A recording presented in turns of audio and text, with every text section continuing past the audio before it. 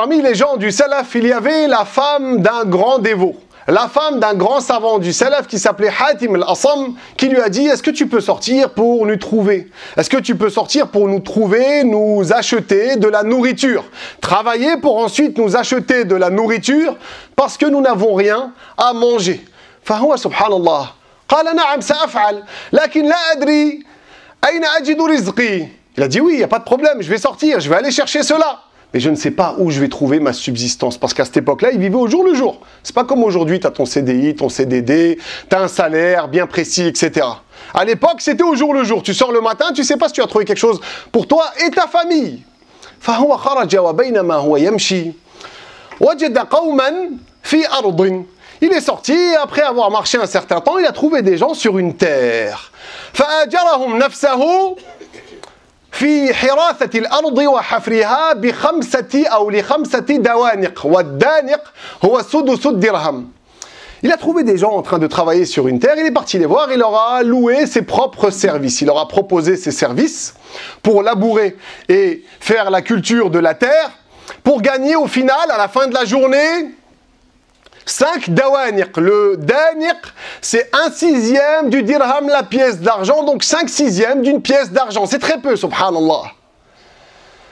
بعد ذلك في آخر النهار لما أمسى أخذ أجرته ورجع إلى بيته. À la fin de la journée, il a récupéré son salaire, il a gagné son argent et il s'est mis à rentrer chez lui. وبينما هو في الطريق إذا بإنسان قد أوقفه. Et en rentrant sur le chemin du retour, il y a un homme qui l'a arrêté, qui le connaissait.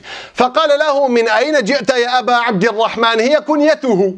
Cet homme, il lui a dit, tu viens d'où, ô père de Abd al-Rahman? C'était son surnom, à Hatim al-Asam. فأخبره. Hatim l'a informé d'où il venait. فقال له إنها أرض غصب مغصوبة يعني هؤلاء أخذوا هذه الأرض من صاحبها بالقوة. Cet homme, il lui a dit, mais cette terre sur laquelle tu travaillais est une terre usurpée. Elle a été prise par la force par ces gens-là qui t'ont fait travailler. Le propriétaire n'accepte pas cela. وهنا حاتم الأصم خاف ربه. Et à ce moment-là, Hatim a craint Allah.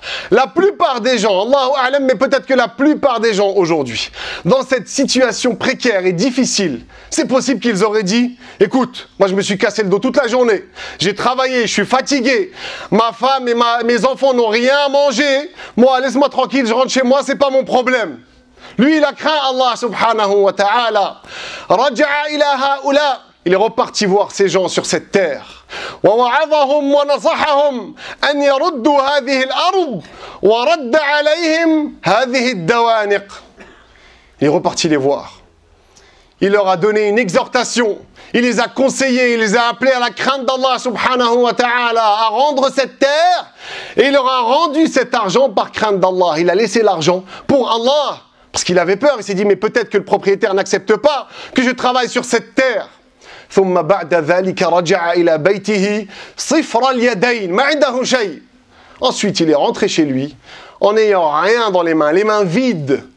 فعندما وصل إلى بيته فتح الباب ووجد قدرا مملوءا بالطعام يغلي على النار وإنسان أتاهم بنصف شاة. Lorsqu'il est rentré chez lui, il a ouvert la porte et il a vu qu'il y avait une marmite qui était en train de chauffer, dans laquelle il y avait beaucoup de nourriture. Un homme était venu et leur avait offert, à lui et à sa famille, la moitié d'une brebis. فقال إن رزقي ها هنا وأنا أطلبه خارجا. Il a dit, mais ma subsistance est ici, chez moi. Et moi, je suis en train de me fatiguer à la chercher à l'extérieur. ربنا عز وجل ساق إليه هذا الرزق لأنه ترك lillahi tabaraka wa ta'ala al-haram. Comme lui, il a délaissé l'argent interdite pour Allah, Allah lui a facilité la chose et Allah a fait qu'on lui donne même plus que ce qu'il n'espérait avec juste ces 5/6 de dirham. فيا أخي الكريم عندما تستمع إلى كل هذه القصص حاول أن تطبقها في حياتك. Je tiens à rappeler avant de finir, mon frère et ma sœur, que lorsque tu entends toutes ces histoires-là ne sont pas là pour décorer. C'est pas juste pour faire un peu de baume au cœur et c'est tout. Essaye d'appliquer ces histoires au quotidien. Essaye de les mettre en pratique, d'enregistrer, de mémoriser, de les répéter aux gens pour profiter aux gens autour de toi et de mettre ça en pratique. Tu deviendras bien sûr quelqu'un de bien meilleur en suivant cela.